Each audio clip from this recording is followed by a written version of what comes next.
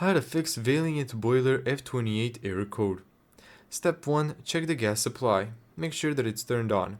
If you have another gas appliance, such as a gas cooker, check whether it works. If you're using a prepayment meter, make sure you have enough credit.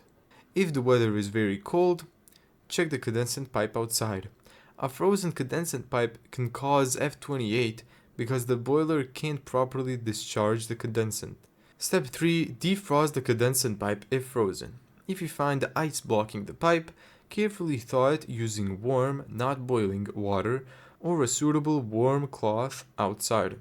Work along the pipe until the blockage has completely thawed.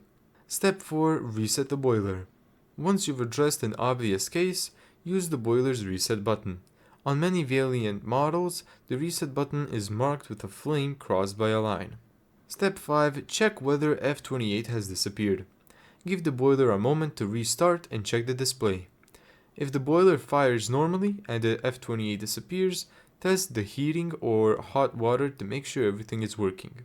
However, if F28 comes back and the gas supply is working, the condensate pipe isn't frozen, and the boiler continues showing F28, don't open the boiler casing or attempt to repair the gas.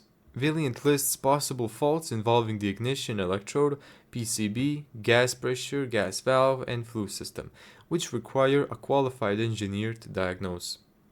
Thank you so much for watching this video. If you found this tutorial helpful, make sure to give it a thumbs up and subscribe.